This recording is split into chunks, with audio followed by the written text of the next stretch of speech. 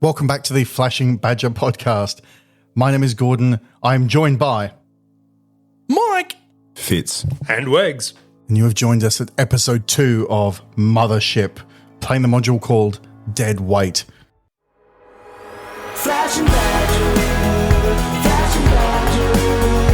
alright. Flashing Badger. When you last left us, Fitz, would you like to give us a brief summary of the overall state of the ship? The Adamant Lapis, of course. Not good, Gordon. Not good. No, the alarms have gone up. There's been multiple hull breaches recorded. Most of us have initiated some sort of, emergency training or acting. And I'm in the bridge along with my frenemy, Alexi. And I believe, and I haven't seen this yet, but I can hear some commotion going out in the hallway, and it doesn't sound good. Doc, tell us about that. Hi there. Well, we took a gravely injured man for a few laps up and down the breadth of the ship, and Mike's lost it. gotta get my steps up. The XO is gravely wounded, some sort of crush injury, not 100% sure. We've managed to load him into the cryo sleep pod and secure him for the time being, but there's still a lot of unknown factors at play. What's caused this hull breach and how much damage is there to the rest of the ship? And Mike playing Maxine. Yeah, Maxine's stressing. Lot of nervous energy. Everything's going poorly. And I was greeted as I came out into the corridor by one of my fellow techs, Ahu Hone, who was dragging the XO Donald Weaver up and down the hallway. And we've had a bit of a wig out, but we've finally managed to get him to the cryo sleep chamber. The XO Donald, we call him Ducky, but he's not looking good from what I understand. A nickname he does not enjoy. Not at all. And doesn't even understand it. This is so far into the future that it's it's irrelevant. Yeah, after all the Disney stuff went public domain in 2626, we finally, it's a joke because they keep extending copyright anyway. So Maxine, you've just got the XO loaded into this cryopod with Doc there, and Ahu straight away goes, "Hey, Dutch, do you hear that? The creaking? I don't like it. I don't like it one bit." Do I hear the creaking? Oh, dice for me. I hate rolling dice. It's a 14. That's much better than last week. Could this be the week I roll hot? You can hear, it sounds to you like sort of ship settling noises, the post-jump realignment. It's been weeks since you jumped, but you wouldn't put it past this being linked to a loss of atmosphere event. You don't know what's going on, but it ties in with what you'd expect from a ship, because the vacuum klaxons have only just stopped sounding. Ties into what you'd expect there, but Ahu seems pretty panicky about this. You're the calmer one of the two. How's that? Yeah, that's not a good sign if I'm the calmest. No, well, he's very junior. I think this is only his first or second trip out. Ahu, what we're going to do, and I sort of slump back against the wall. There's blood on my hands. There's blood all over the cryo chamber. I wipe them down onto my lab coat to give that nice crimson drag across my white coat. I say, all right, manual says we're going to investigate the creaking regardless. We've jumped recently. It's going to be that, but we need to start taking stock and working out the condition of the ship because I haven't even spoken to the bridge yet. So I want you to head back down towards the lab and from thrusters to bridge, team up with Alexi.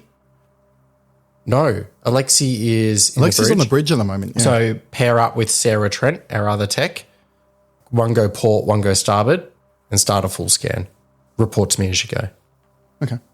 Is there a communication method for that? We have a team comm link. So you mentioned last time around we don't have a ship-wide one, but the techs do. We just have a simple push to talk. A couple of walkie-talkies. Do they need to go and collect them from somewhere? Or No, we've got them. It's part of our stuff. And it comes... I bet they do, pal. Yeah. And mine comes through to my little portable computer as well. So who's like, you want me to go alone? What are you going to do? It's just like our training. We're 4 techs. All 4 of us are on shift. Like I said, you take port, scale everything back down. Start with the turbo engine, the tugboat engine. Mm-hmm. We couldn't afford the turbos. You'll hear them. They're very distinct. and start working your way panel to panel and report back to me.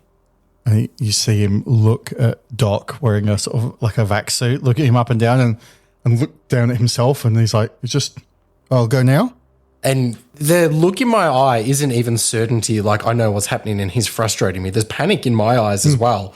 But I've done that thing where I've just made a decision, even if it's wrong, and I'm sticking to it. And I'm like, work through your checklist that you have and start ticking them off. Something is wrong on the ship and we need to fix it. You think the cook is going to fix it? You think old maid Dr. Scientist is going to weld a hatch shut? No, it's on the 4 techs. Let's get it done. I would say on the USS Dallas, when there was a terrorist incident, the cook did fix it. Casey Ryback was his name.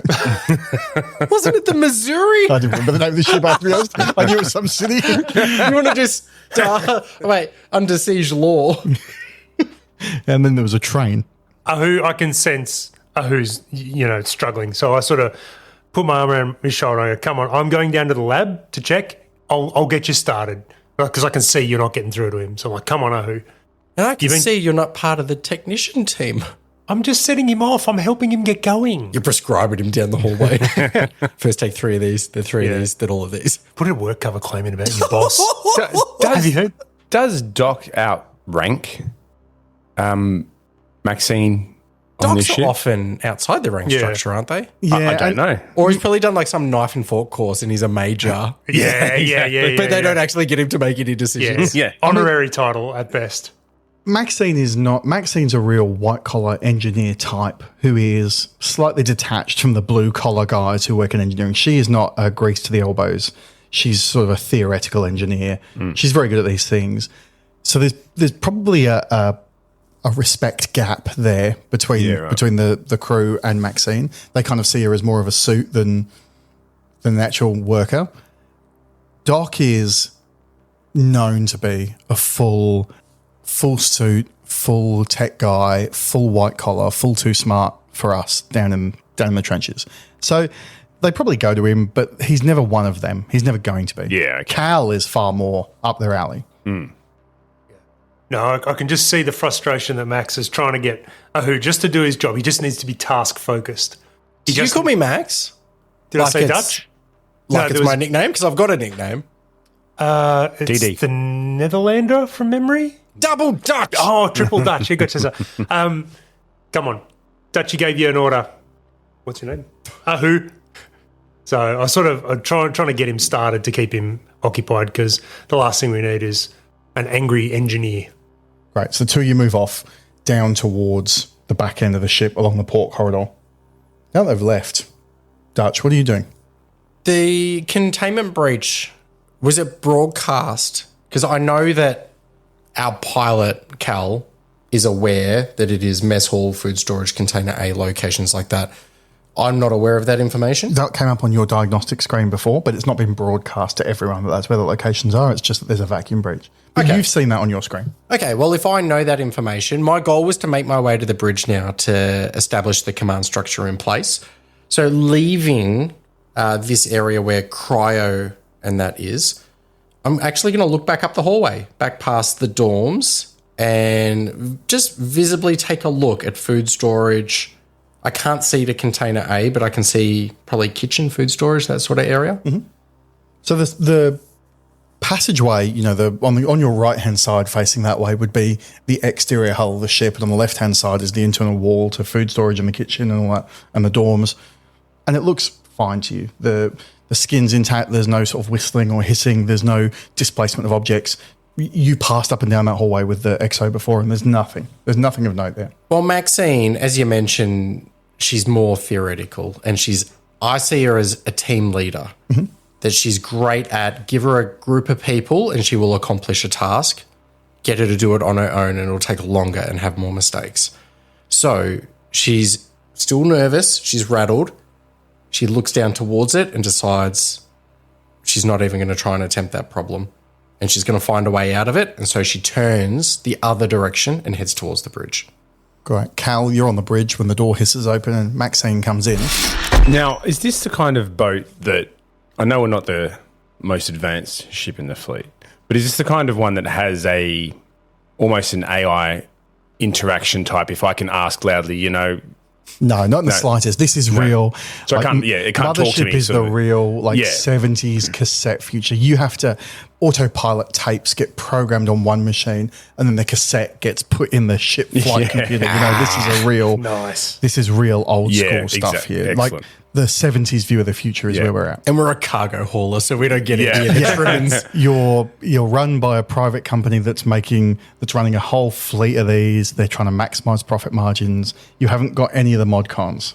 No, and that's fine. So up here on the bridge, I'm running all my diagnostics, my analytics, trying to figure out what's happened. And it's starting to occur to me that there should be more people around. This isn't even our shift. The A shift should be all over this. I'm doing what, in effect, A shift should be doing. And it's starting to dawn on me that where is everybody? So in that sense, I start to do whatever I can, whether or not it's through an intercom thing or a computer terminal thing. I want to start trying to find, using the bridge, where the other crew is. Cool. You put out a page. There's the squawk boxes on the wall all through the ship that people can respond to you on for any member of A ship, for the captain. How long are you going to leave it? Well, I'm starting to do that as Dutchie walks in. Mm-hmm. And I actually even say to her, have you seen any of A shift? Is anyone else about? So you put this page out to all those squawk boxes, and of course, anyone can respond anywhere. Mm. At that moment, Dutchie walks in. Yeah, and I'm basically almost looking up, seeing her covered in blood as well. It even makes me even more worried, I believe, that something's happened. I scream at her, have you seen any of the crew? Where is everybody? What happened to you? Oh, I don't even know what's going on. Is the ship broken? The XO is banged up. He's in a bad way. We've just loaded him into cryo, but I don't even know. Is the ship destroyed? What is anything even wrong? And I'm now stressing. I'm like, what do you happened mean? to the XO? And I'm like, what happened to the XO? Is that his blood? What is he in cryo for? How bad is it? Knowing this. Hey, Cal, roll me a fear check. Oh, fat. Great. Take 3 stress for me. Do you think he's panicking? Because if you do, I got a dice for you. There's an answer you should give I him. have burst in covered in blood, Yeah. screaming. Screaming that the boss is dead, basically. Great. Roll the panic dice for me. Oh, God. So like I said to you before, this is the only check in Mothership where you want to roll higher than your current stress. So what's your current stress at the moment? 7. And you've rolled? And I've rolled a 9. Excellent. You don't panic. So I don't panic, but I'm worried now. And I start to think about, with the XO now, you're just telling me he's out of action. Knowing that the captain's still on shift, I'm starting to think we need to find the captain. Because I'm starting to, even though I passed my panic check. Where's Mary? Where's Mary? Where's the captain? Mary's not here? I've come here to see Mary. We need to find the captain. Cal, you know now that if the captain and the XO are offline, then shift pilot has control of the ship. And I don't want that.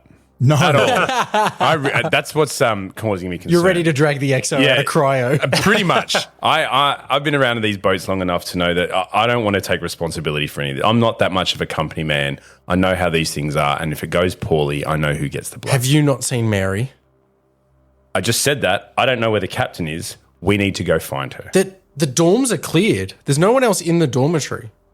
The captain would have a different dorm, though, wouldn't they? The captain's like at the end of the dorm, and so there's kind of like, it's almost like plasterboard walls up around it. So there is a little door and things. So she has some measure of privacy, but she gets twice as much space as a normal crew member, but not much more than that. Amidst all of it, when we were piling out of bed, her partition wall was open. She wasn't in there. So I figured she was already here.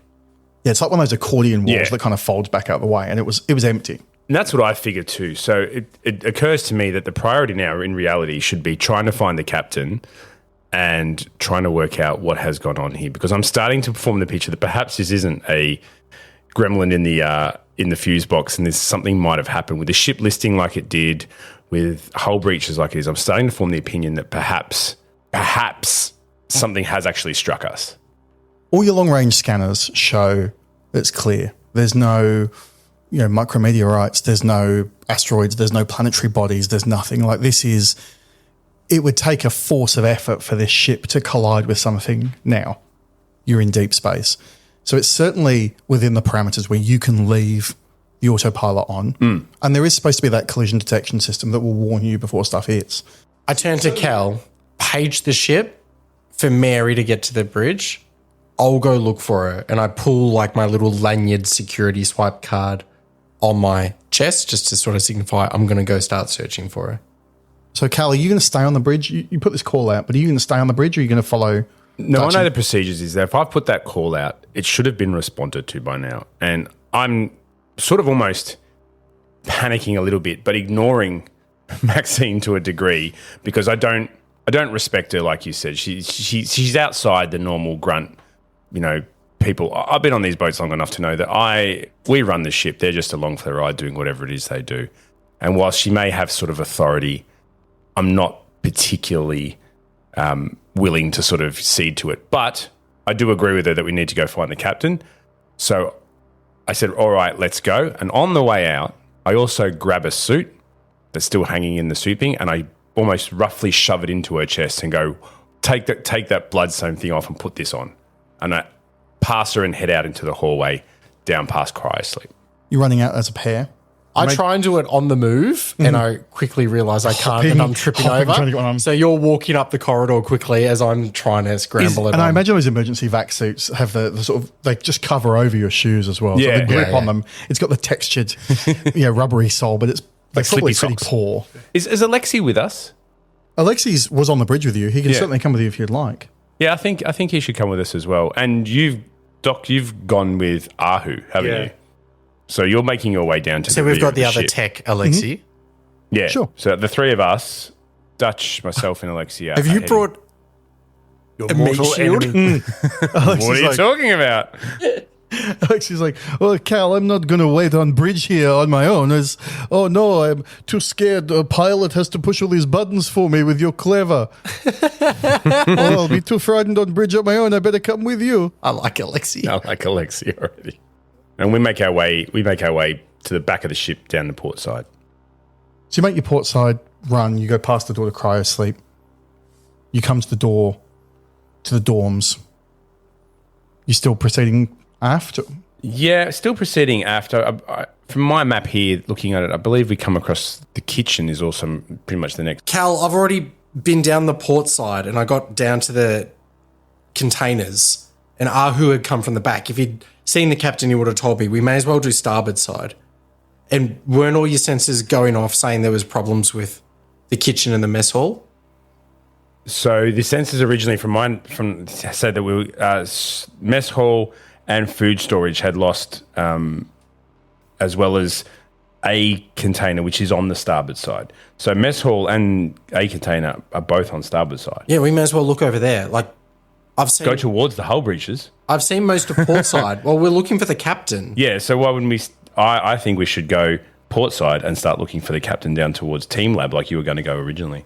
Follow Doc and Ahu. So you keep moving down the port side corridor. You get past the dorms. You come up to the kitchen door. Are you proceeding south or proceeding aft through those big bulkhead doors to the back of the ship? Or are you looking in the kitchen? Well, I look at Dutch and I go, I know that there was a recorded hull breach in the mess hall, which is off the kitchen, which we've just got to. I thought it was perhaps a fault. But do these bulkhead doors have the little windows in them? Not all of them. No. I look at the kitchen and see what is there a hull breach recorded in the kitchen? The hull breach, the outside, the status panel above the kitchen bulkhead door is showing all greens. My machine's showing greens, my portable computer. We can go into the kitchen. Yeah, I just want to sort of open it. We're looking for the captain. She could be anywhere. Opening now.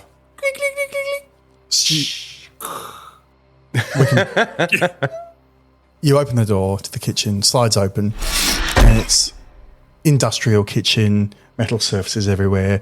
There's the big pots and vessels and the big mixer thing like you see on Navy vessels, big enough to feed shifts of 20 people plus at a time. The room's mostly dark, but in one corner you can see this shape that looks like a sort of upright coffin with glowing lights around the edge. And as you step inside, the lights snap on and a figure emerges from that coffin in the corner and takes a step into the room. And you know this is the chef. Yay! This is Chef Android is a very basic model. He's pretty bare bones. His name is Chef. His designation is CHEF. And everyone calls him Chef. Everyone calls him Chef. And Chef is virtually faceless. He's like those Tesla robots you see. It's like a white face and body. It's got no actual features, just like an LED display that changes. And it's got basic input-output. And it can make lots of stuff. A weird feature of these is that they actually have taste sensors in their hands. So you'll see it continually putting... It's like the anti of what you want in a chef. He's putting his hands in everything he's making the whole time. But he sort of steps up and steps out of his charging cradle, which is this coffin-shaped array, as you come in and steps towards you, and he's like, hello, off shift. He starts reading the menu for the day. Nil because that's meal all time. people ask him. Yeah. Nil meal time scheduled. Rationing in effect. Rationing in effect. Ooh. And I know this. I know that they're basic models. I almost pay him zero attention, as much attention as I would a microwave sort of thing. But I do state that very trained company line of we have multiple breaches across the wall, emergency procedures enacted. And I sort of indicate to him that they should enact them emergency protocols. And you see Chef goes and starts like closing the latches on the pots and pans cabinet doors and things. That's like, awesome. He's just like working his way through and slides the mixer back until it clicks in on the rail it runs on into an anchor point, and it's just like locking down for rough weather on a cruise ship. And he puts a bunch of the machines into like standby mode to Reduce preserve power. use and there's utensils all over the walls, and there's, like I say, it's a pretty standard kitchen, but there is no sign in here that there is anything wrong. But a door does lead off. One door leads off to food storage, which is the big, obviously it's a months long pantry. Another door leads into the mess hall proper. How are their panels indicating? They're both red. Right. Like full red lights. No, there's a window to the mess hall, but it's fogged and you can see nothing. It looks dark on the other side. There's no window into food storage. So our options here is we leave it and we don't overcommit, or we seal kitchen door behind us so no one accidentally opens it. We seal our suits and we open either food storage or mess hall to be able to have a vacuum that we investigate. You're quite right. And there's obviously a procedure for this. And usually there's like a little bleed valve in the door that lets you equalize the two rooms. So there's nothing explosive when you open the doors. And that once you start that procedure, that will automatically lock the kitchen off. No one's going to accidentally open the door and be pulled out or anything. And while we're doing, do you want to do that? Well, Cal, I'm able to fix and jury rig a whole bunch of different minor breaches to the hull. This might be something that I can tackle pretty quick, and then we can focus on the XO and getting the captain. We're looking for people. So I actually just straight up asked the chef unit as well. Is there anyone in the mess hall? Thinking that the chef would know that, being that that's probably what it's set up to do, is know when people are in and out of the food hall to be served. So the chef just turns to you. He's like, emergency protocols have been enacted. No meal service at this time. Damn it. I was hoping it'd be a bit more. I was hoping it'd be a Steven Seagal-like chef and could help us out. I'm trying to think of a strategy because food storage is contained off kitchen. So there's no other entries or exits other than ours. But the mess hall, I know, leads to the washrooms, the rec rooms, and then back out to starboard side hallway corridor. So if one is... Yeah, they're not breach. I'm not worried about a breach really in food storage as much. I'd rather look at mess hall and try and patch whatever that is. Yeah, well, I'm just trying to... I'm worried that there's people in there or have been people in there when whatever happened occurred, and we might have some casualties. Oh, yeah. And I'm thinking... more ship focus of whatever's causing a problem in there is going to cause a greater problem to the ship and it needs to be fixed. So either way, I think I'm preparing to go in, but on my portable computer, I'd need to ensure that I can override lock this door that leads from kitchen to portside corridor, and I can establish my own like password code Yeah, you can. So that it can't be just accidentally opened. It's like the fire access keys in elevators. You Yeah. virtually push a button that says that door cannot be now open until you release the button on your side. It's like a click-in analog button that it's like unsafing. It's like click and the door is locked now. It cannot be activated by anything. And I can't really communicate with anyone else. I tested my little walkie-talkie thing, but because there's too many doors and the blast doors between myself and the other tech crews, I can't get through to them. But I do have almost like a running electronic log on my portable computer.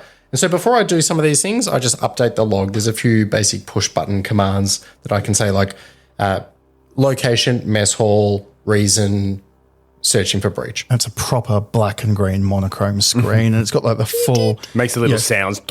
Yeah, as it types correct. out, Dot yeah. matrix. It's got the full keyboard, that's tucked away in there. That's like one of those really old, tiny laptop keyboards. And the thing's bulky. Like it's not. It says portable computer. This isn't a pocket device at all. This is a satchel bag size device. And I'm stressing and I'm still nervous, but we face each other and we do the protocol for zipping up our vac suits while we do it, looking at one another, and we do the step by step. Same and with we Alexi. check one another's. Yeah, sorry, Alexi. And you find that I've had like a tag stuck through one zip or something, and you fix it. And even though it's not in the manual, there can be something like almost like a tightening and taping of a particular area that you do. Yeah. You're like, the That real all workers know really to do this. experienced know that actually makes it better. Yes. Because Cal's is a proper suit, it has like the metal wrist gauntlets and things that can clip on and clip off. And you see him put a line of tape around Yes. each of those. And that's, one of the models years ago had an accidental release when you twisted it counterclockwise by trying to lift something. And it doesn't happen in the modern suits, but the old timers still still view do it. that Yeah, still- superstitiously. And he's got the click-on helmet. His is like a proper suit with like a scuba tank. It's like an hour's worth of stuff. Yours is a get to an inhabited area. Yours is probably 10 or 15 minutes worth of air. Okay. It's an ugly suit, but it's a survival device. Yeah. It's functional. You certainly wouldn't choose to go on a spacewalk or anything with one, but it's designed for exactly this. You go through all your checks, and with Alexi as well.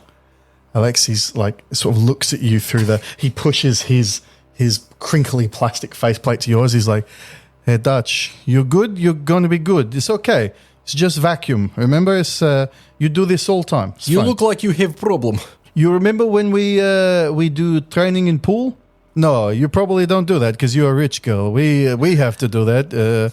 But you'll be good. You'll be good. It's fine. It's fine. You been in pool? There's like You've seen water for swimming. Insane. there's like a standard safety tradition check where you tap them once on their chest, once on their head, and once in the crotch or whatever. That Alexi and I do each other without looking, and then we both do it to Dutch, who's completely unaware that it's about to happen. And Alexi does, instead of just like the gentle pat on the side of the helmet, he does like the full like bang. And we like swapping parachutes. We all swap air tanks. Yeah. And I'm like, what is going on? Cool. And then we mark our like timers for air. And this is opening the door from the kitchen to the mess hall. All right. This is looking for casualties, survivors, for people. Do you captain a bulk freighter, or better yet, command a fleet? Yep. Are you tired of the logistics of crew management, food, morale? Sure I am. Then it's time for you to consider SynthTech Synthetic Crew, fully qualified and accredited with none of the difficulties. Okay. But what do they eat? They don't. What do they drink? They don't. What do they do for fun? They don't. What if they go wrong and kill the entire crew of the Antares 5 and use their dismembered parts to create a horrific effigy to whatever foul deity they have discovered in the spaces beyond the stars? Well, it's incredibly unlikely to happen again. Well, I'm convinced. As you should be. And with our flexible 180-year payment plans at only 28% interest, you'd be foolish not to. SynthTech is a proud subsidiary of Acer Associates, so you know you're buying quality. And they're not guaranteed to be permanently recording you and transmitting to headquarters. SynthTech synths. Because 98% of the time, they don't go insane and kill the crew. Caution, Badger. So you press the bleed valve on the door, and you instantly hear that rush and the sound getting more and more muted as the door bleeds. And it takes a few minutes to bleed until the kitchen is now in a vacuum as well. But you open the door to the mess hall. As soon as you open it, this is long tables. This is the mess hall from Aliens, long tables and notice board on the wall. It's all scuffed up. You can see as soon as you come in, you're right next to where the notice board is there. And looking at you is the big motivational poster there, which is a little kitten. He's in a business suit and he's got glasses on. And it says, boring is important underneath. And below that is a flyer for our futsal team. Below that's a flyer for the card game tournament that's going on. Dutch Blitz card game. And so far, the only name on it is Sarah. Yeah. Have you put your name down or? I didn't, and she put my name down, but I didn't cross it off. I left it there. Both in her handwriting. And there's the only other thing really on the notice board of note is there's the calendar, which says the next jump. Last jump was 5 or so weeks ago. Next jump is about 5 days away. I always tell the crew because it's so disorienting. And there's a note from the kitchen there that says the theft of flavoured dessert bars from food storage has been noted. This is to discontinue. Apart from that, you see a giant rending hole that passes through into food storage. And this hole is about 2.5, 3 feet across. Oh, wow. Virtually circular. There go the dessert bars. And on the opposite corner of the mess hall, on the sort of starboard aft side, there's like a shotgun pattern of holes, multiple holes there. The holes are probably about 1 foot or 18 inches in diameter, and there's a couple of them, and there's a few smaller ones. And through those holes, you can see straight out into the surrounds of the cargo area. You can see the side of a cargo container, which also has a giant rip in it and a rend in it. That'd be probably cargo container A. Yeah. That's the first one on the starboard So side. does it look to us as if something's like? Can we tell? I guess the direction that these holes came from, is that obvious to us? Someone roll me a skill for that. I'm a bit rim wise. I've seen hole breaches. I've seen damage. I've seen things like that. So I think that would be able to give me a. So yeah, it's a pass. Yeah. Brilliant. You can see from the way the hull is sort of blossoming out, those petals of damage caused like a projectile's passed through, that it looks to you like something has passed from food storage into mess hall. Right. And from mess hall out into vacuum.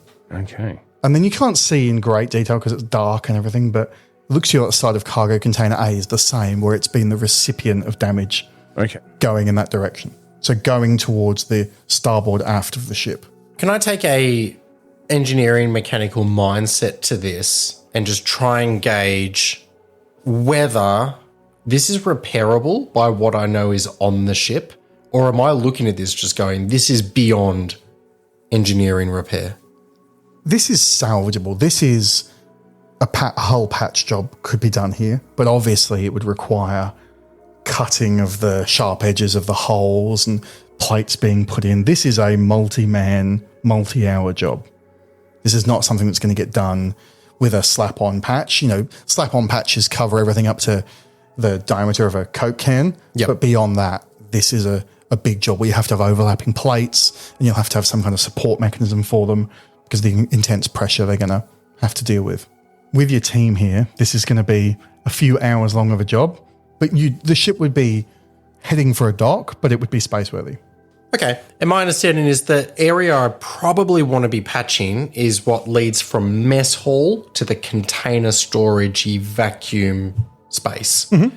Because once that is sealed, then those other breaches like in food storage, that's just an internal breach. It's like leaving a door open between two rooms. It's not going anywhere. Okay.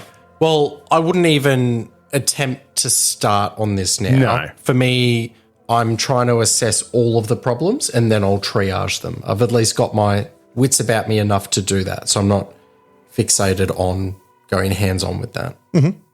Yeah, and I recognise too that this is whilst repairable, it's a big job that it would take a couple of us hours to do. So I'm not looking to, I'm still getting hyper-focused on trying to find other crew members. And I know that it's possible that crew members have been sucked out into space with these holes. There's fragments of plates and half-eaten food on the tables. There is no trace of the crew. You can't see blood. You can't see, wounded people. There is nothing to indicate that the crew were here. There's a couple of rooms that come off the mess hall that link back towards the dormitories. There's like the rec room, washrooms. I'd be inclined to check those now. Both of those lights are showing green above the door, so there's atmosphere on the far side of the door. So you would have to sort of bleed and stabilise. Use one of those rooms as an airlock to get through. Do you want to do those whilst we're here in case that's where missing captain or something like that is? Yeah, as well. I'm starting to become. I'm a bit curious as well as to what did this. You know, food storage is pretty stable. It's dry packets of A lot of dehydrated food. a lot of dehydrated whatever. What could possibly make it Whiskey cubes. an explosive? Your previous experience of food storage, you know, there's like bags, big, you know, giant bags of rice that are 10 or 20 kilo ones, whatever. There'd be rice, there'd be crickets for protein and stuff. There's flour and beans and corn. And there'll be some tin stuff and, like you say, all the good stuff, all the dessert bars, all the whiskey cubes, all the like proper meat, like chicken in a can and stuff, that will all be in the luxury food cabinet, which has got a key code to get into it. Doors are locked. I think the code is probably known to the captain and the XO. You and the guard chef. that stronger than the weapons. Yeah, exactly. armory and stuff. Absolutely. That's what ships mutiny over. That's the stuff where theft, just pilfering happens, and it brings crew discipline and morale down. So Yeah. Well, we're going to have to look at food storage to see Yeah. the seat of the problem. So before you guys go on, I'm going to leave you to ponder, and I'm going to see how Doc is going, because Doc was making your way where? Down to the lab. So I sort of cut Ahu loose on the way and got him set up. He's comfortable. He's got his checklist and his pen, and he's looking at the hull and tapping it, you know, on his lip, going, yes, I see. So I'm comfortable that he's now underway and doing what Dutch needed him to do. My first thought is the lab. Now, looking at the schematic of the ship, you can't just walk straight down to the lab. You've actually got to go through my makeshift lab, which I've set up in Cargo Bay H. So by lab, you're talking about your temporary lab you're using in Container H? Yes, the where I've set up the makeshift lab. Obviously, there were some quarantine issues around our original lab, and I'm not really keen to head right there in an emergency, unless I have absolute need to. But let's go to my tech lab first and see. My temp lab first and see what needs seeing. Okay. You know, Dr. Lau would usually be in there. She's been flat out working in the lab since the death of Dr. Renato. So you make your way down, and as you get through that bulkhead into the rear cargo storage area, you see they're ordered in numerical order. Storage container E to your left as you go past appears closed and sealed. And there's a door that comes off your hallway, and then you'd have to pass through the container into a sort of central spine that runs up between all them. So you obviously can't see through the doors, but this door looks sound. The green lights are on for container E. Green lights are on for container F. When you get to container G, through the little porthole in the window, the lights are red, and you can see that's one of the vacant spaces where there was never a container parked. But you finally get to the door of container H where your lab is. Green lights are on. It looks to you like the door's going to open a normal request. And the ship goes further back from there into engineering. So there's a further bulkhead door going towards the back of the ship. But are you going to stop at H? Yeah, I want to see how things are going in there, see if any damage has been done. All right. So you open the door, and your outer door opens, and there's almost like a mini airlock. It's only, you know, it's like the gap between train carriages. It's only like one and a bit people in size. And the door closes behind you, and the door into container H opens. And it is, the temporary lab setup is here. Most of it's geological analysis equipment that's sort of strewn around the room, and there's big chunks of cables running on the floor where the power needs have had suddenly stepped up because it's become an operating lab. And Dr. Lau has been mostly working in here on the samples that Dr. Renato was originally working on, trying to work out what connection this has to her death. But it is unoccupied. All the stuff looks like a working lab. There's no sign of any trauma in here. And like I say, it's holding air perfectly. All right. I'm calling out to Dr. Lau. We sort of got to know each other while we're researching, and it's odd that she's not accounted for. Yeah, and it's the room itself is the size of like a decent sized shipping container. So it's, you know, only probably less than 12 feet wide and 30 feet long or so. So you can see that she's not in here. But yeah, you call out and there's no movement, there's no nothing. The lighting, sort of semi-jury rig temporary lighting that gets installed in these containers is on. Everything seems functional. So I know there's some tech equipment like the jump drive and the reactor life support sort of towards the aft of the ship. And I know I haven't canvassed the entirety of the ship, but it's really strange that Dr. Lau's not here. So just want to go check on her. She might have popped down to life support or something. So I don't know why, but... So you can go back out the way you came in and go along that port passageway, or you can go through that spine passageway through the middle of the ship. I'll go through the central spine to see if there's anybody sort of has come through the spine. So you open the door to the spine. Again, green lights above the door. And this is a notably more claustrophobic and sparse corridor than the rest. It's used to having different modules plugged in left and right. And there's even like a little whiteboard section above each door where people write, as containers come and go.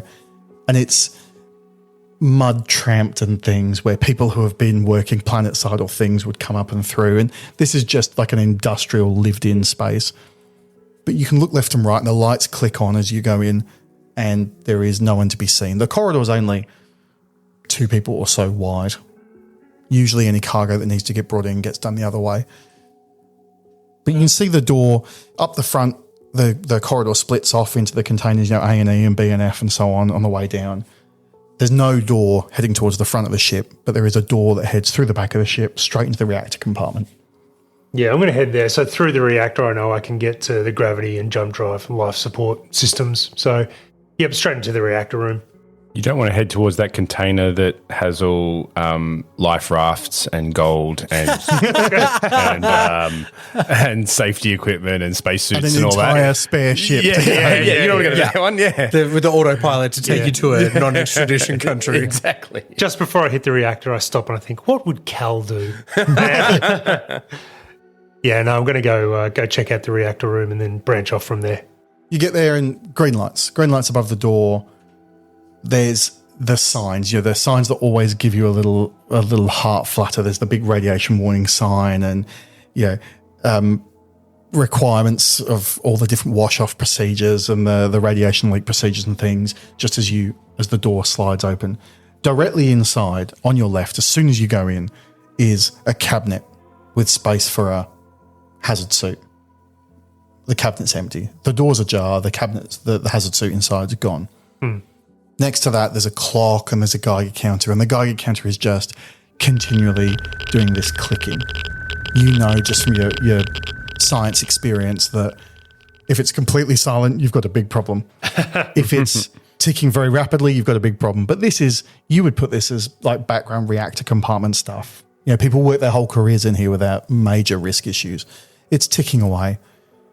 There's a fire extinguisher in the corner of the room that's out of its bracket and leaning against the wall. But you don't come down here often enough to know if that's unusual. Yeah, and the lack of people and the missing hazard suit starting to get me a little bit worried, I've got to say. I'm not panicking, but this isn't as it should be. There's been a big, catastrophe on board. The EXO's been crippled.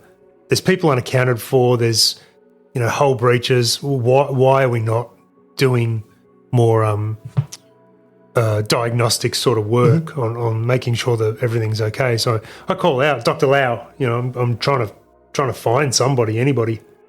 There's nothing. And looking, there's the reactor itself is in like a cylindrical, almost like a coffin that protects it, that's got lead shielding, and it retracts and closes as need be. But it's open as it is in normal operation. You can see the reactor ticking away, and you can see, you're not an expert in this, but you can see all the status panels are green. All the needles look like they're in the middle of the range. It's pretty old school, but this is the kind of place where when something gets out of range, alarms start going and noises start being made. Yeah. And when you were toured on the ship, you were pretty much shown, hey, if you ever have to come in here, it'll be because there's been a leak and there's a casualty. We will bring the casualty to you. You do not come in here, unless it's a day-to-day visit. But this part of the ship has never really been off limits to you. It's not a mystery to you. It's just not something it's like being in a mechanic shop. It's like, I know that bit makes the car go, but I don't really care about the details. Yeah. You just get in the way if you're in there, really. Yeah. And it's not like a frantically staffed room. This is a ship with 15 or 16 people. There'll be day-to-day maintenance tasks, but this isn't Star Trek with 7 people pushing buttons all the time.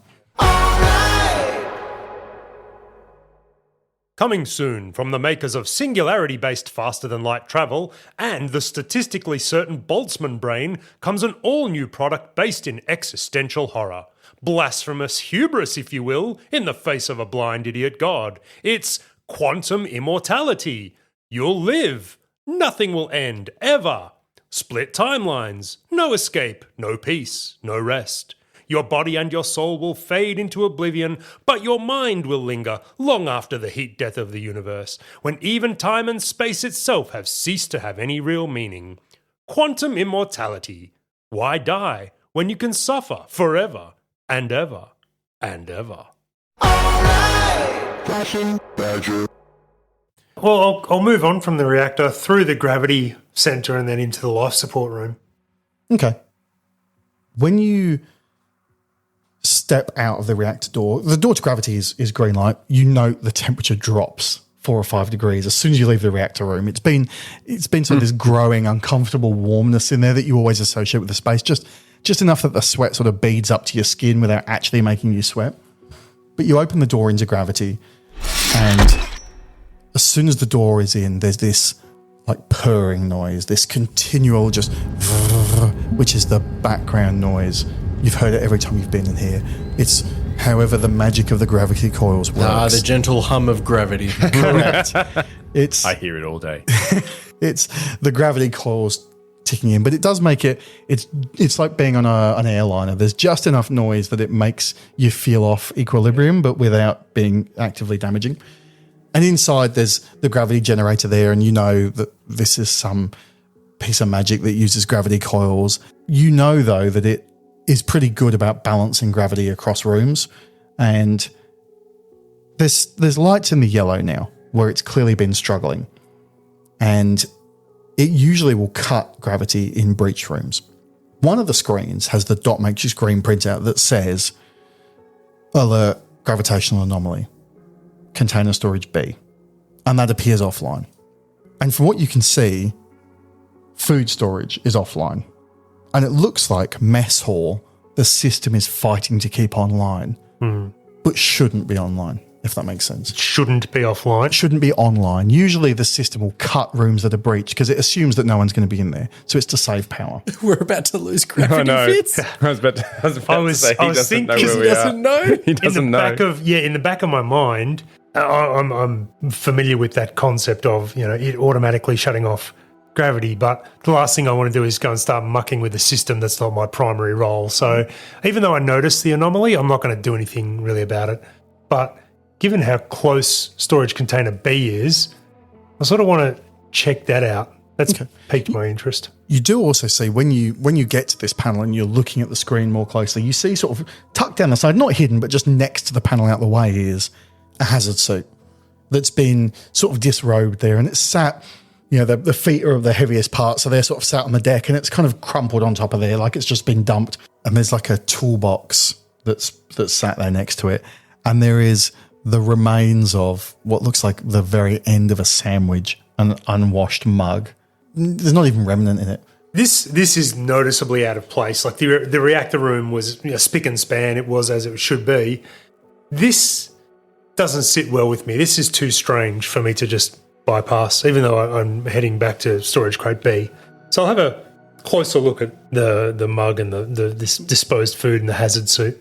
I hope it's the sort of workplace where we all have named our mugs. Yeah. It's got the logo of the ship on it, but it's badly faded, like it's been put in the dishwasher and it's chipped on the rim. And as you get it close to your face, there is this like strong smell of alcohol that comes out of it. No. And the sandwich is like this stale remnant. It's not molding, but it could be, up to a week old. You don't know. Also smells of alcohol. Yeah.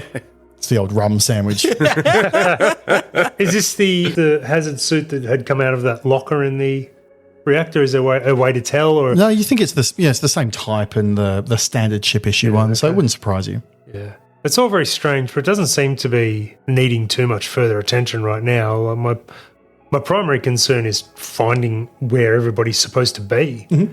Before I head back to storage container B, I just want to check the life support, make sure that's all functional. And even though I'm not a computer tech by any stretch of the imagination, if all the lights in there are green, I'm going to assume that's a good thing. And and I won't tinker with them, but I'll just be reassured. So again, there's the green access lights above the door, and you open it, and it's gravitated and it's oxygenated. And this is like that room where they conveniently store chains on the Nostromo, where there's there's just always condensation in here due to the way the oxygen reclaiming works. So it's not a big room, but there's constant dripping of condensation off all the pipes that run overhead, and it's like when you're in a car park and there's all those sewer pipes. There's just pipes going everywhere, and there's a air recycle that sits in the corner that is sputtering and sort of coughing away. But you kind of know that this is what the machines do. Like, even though it's one of those bits of kit that's kind of venerated, it's nobody messes with it, and it's functioning. It's within normal array, and there's the lights with the push buttons underneath, like the generator room in Jurassic Park, and it's all in the right ranges, and everything looks green to you. It is working as I have seen it work previously. Absolutely. And there seems to be air flowing through the ship and lights. And all right, I don't think I need to do too much more in here. I'm going to make a straight line. You can push a random button if you want. I'm going to press the off button and see what happens. Brilliant. So you want to make your way back through the reactor to through the spinal corridor in the middle of the cargo crates, and up to storage crate B. You make your way back to the reactor room. Nothing's changed, into that spinal corridor, and as you go past, container H on your left is where your lab is. Right is container D, which is vacant, has been vacant. Past container C. Container C there is, it's got written above the door, it's like samples, Ethrin 1, standard. You get to container B, and there's red lights above the door. And above the door plate, the thing says samples, gobstopper. And there is actually a little viewing hatch, the circular viewing hatch in the door, but there isn't a matching one on the shipping container. So all it shows you is into that 2 foot deep airlock, that you can see that the face of the shipping container is there. It's like a red colour. You can't see, but the indicator lights are giving you full red, full vacuum. As a precaution, I'm going to open the door and have a look inside. As a precaution, I'm putting the visor in my... What are you doing? Look, I'm this far. I'm trying to find Dr. Lau. I'm trying to find anybody. Hiding in storage containers. With the red light on. He's going to break the security seal tag on a shipping container, but actually might be in here. Cargo's now worthless. Yeah. You open the intermediary door. You're going to have to bleed that first, which is going to put the entire spinal column into vacuum. Oh no, that stops us getting to you. You know those ship-wide squawk boxes where I communicate with the team?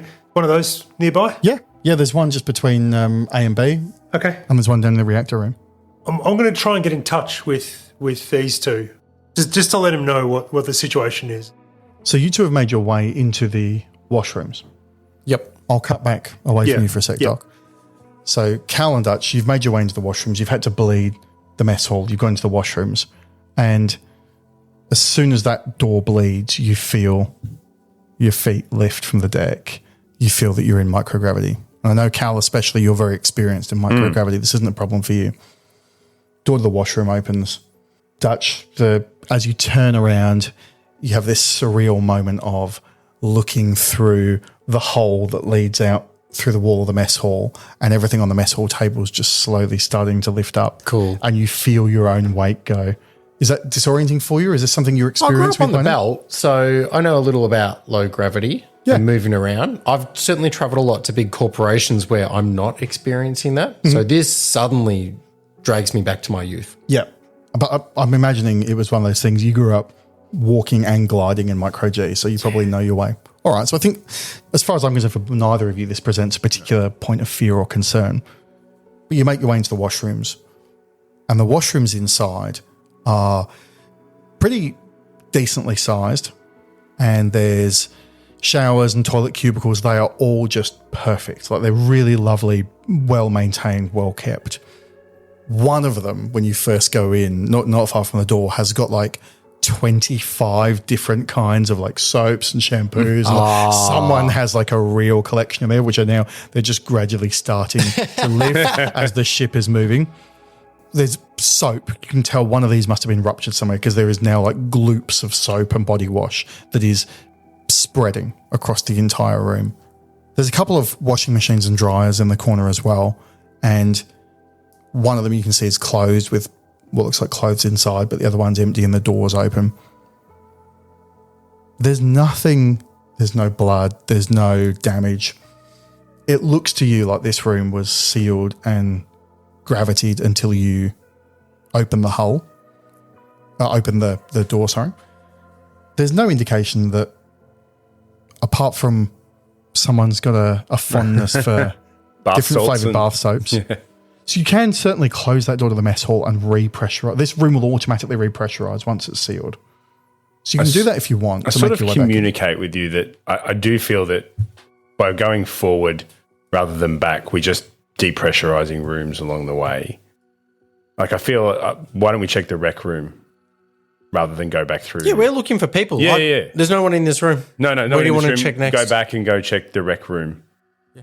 There's something niggling at me though, and I'm starting to panic a little bit that no one is coming up on the squawk boxes. You know, the general thing that I put out earlier, hey, can someone contact? I've got the radio piece in my suit. Cal, where is everyone? I'm not finding anyone. I expected to find a lot of people in this area. This is where most of the ship hangs out when... Where do you want to go?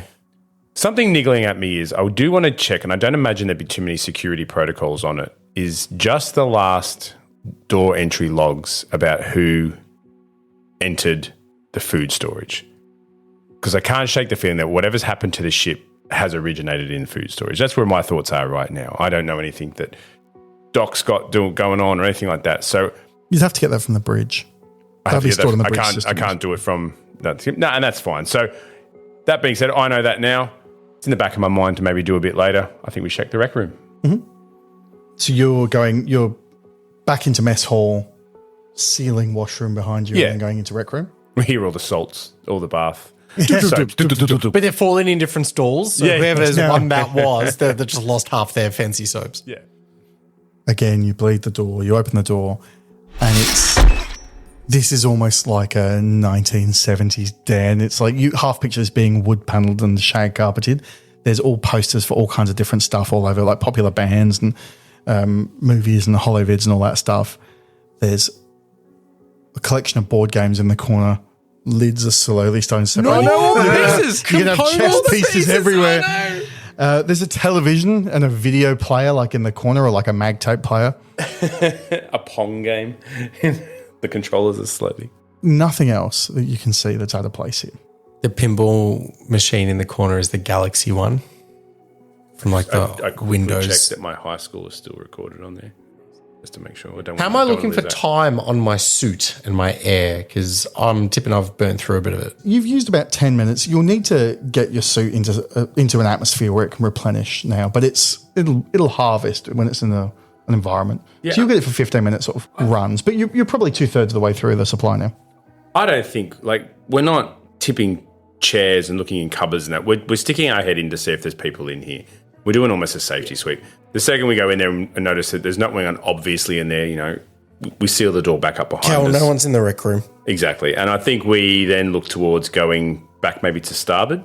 As you look in the rec room, you can see that the squawk box on the wall, the light is flashing. Right, there's a transmission.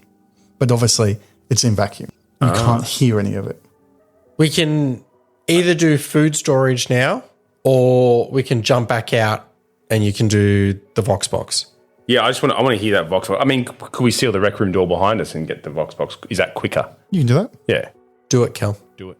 You seal the door and it takes 2 or 3 minutes as things start just settling down again gradually, and until your suit gives you a little indicator that there's pressure outside, and you release your faceplate with a hiss, and the little display in the corner, the little yellow light starts blinking that it's now harvesting outside air to recharge your short-term tank. Yay. Especially. And the squawk box, as it comes to life, you can hear Doc saying, Hello? Guys, are you out there? And I put back on and go, I recognise Doc straight away. Go, Doc, where are you? We can't find anyone. Yeah, me neither. That's you, Cal? Yep. Is Doc still there? Oh, so I recognise your voice, but you don't recognise mine. Wow. Sorry, Cal, I don't think we've met. Power move. We share a bunk and everything, and you go like, I don't know who you are. Hey, Cal, can you put Dutchie on? Yeah, and basically, where is everyone? We've gone through the whole. We've got hull breaches in mess hall, storage, and container A. We can't find anyone. Yeah, I can't find anyone either. Someone's taken the hazard suit out near the reactor, and it's now like down near the. Something doesn't make sense. Where is everyone? And I'm relaying this to you as well. We've had some sort of explosion in food beverage. It's taken out half the starboard side of the ship, it looks like. Containers A is breached. We haven't gone any further than that. Where are you? I'm outside cargo storage B. There's something going on in there I'm going to check out. I just wanted to try and check in with you first. What's going on in there? I don't know. There's a gravity anomaly in there. I just want to check it out. I'm trying to find Dr. Lau. Who's doing his job. He's checking the port side. But before I go exploring anymore, I just want you to know I'm going into cargo storage B. I look towards Dutch here, and I was sort of shaking my head like, that's a terrible idea. I'm bug-eyed and I'm mouthing the words, why? to you. And I sort of get a bit forceful. I go, negative. We may have hull breaches in B. If you expose B, you could flood the whole... I know the protocols. Flood the whole starboard side. Wait for us. We'll come and meet you, and we'll come up with a plan. All right. Do you want me to meet you on the starboard corridor? Is that the fastest way for you to get there? Affirmative. Cool. We'll meet you out I'll there. go through cargo bay B. No. I'll meet you on the starboard corridor. So you're in the centre, are you? Yeah, I'm in that centre aisle. So I've got a bit of a walk around. You can make your way through. I could go through container C. I suppose. Yeah, I could go through C, or you in can fact, go. yeah, I'll go through A. That's the closer one. No. Oh, don't go through A. A's got a hole. A's got the hole in it. A's vented. Yep. Guys, why didn't you tell me? Yeah, I'll go through C. A's got some damage. A's showing some damage indicators on the outside of the door. So, Doc, your goal is make your way through container room C, get back to that starboard corridor, and meet up. Yep. Cal and Dutch, are you doing anything else before you head there? Or are you basically going to make your way straight to... I'm still ship focused, but I'm mindful of the air in my tank and I need more staff. I can see what needs patching and we want to investigate the source and get an idea of how much damage is there. Yep. But it wouldn't make sense to do that now. So it's consolidate who we have first. Great. Well, while you're in a pressurized room, you can easily make your way forward through the dormitories and out into the starboard corridor that way rather than making your way back through vacuum and things if you don't have to. And that seems simpler. And I like the idea that I go to do the whole big technical thing of going back and bleeding the room and all that. And Maxine just has to turn around to me and go, or we could just go this way. Like I'm an idiot. And I'm like, yeah, I knew that. You're so procedure focused, you lost sight of the objective. We burst into the dorm and everyone else is still in bed, all the people we've been looking for. Look, we're on the next shift. What are you doing? Is it your problem? The dorm, when you go back through, it looks exactly how you left it, pretty much. The lights are still down low on your sleep mode from before, and there's gravity in here. It all looks perfect. It looks fine. You make your way into the starboard corridor, and if you're going to head aft through that door towards where Doc will come out, you open that up and you find an unblemished, perfect corridor. You couldn't even tell if you're on starboard or port side except for the way the windows are placed. And as you're looking at that corridor, the episode ends. So we're deep in the mystery now of where is everyone? Is this a ghost ship? Are you in VR? Maybe you're the ghosts. Who knows? Let's find out. Next week on Deadweight, Part 3, Mothership. I've been Gordon. I've been your host. Thanks for being with us. I've been Mike. I have been Fitz. And I have been Wegs. We'll catch you next time. Thank you.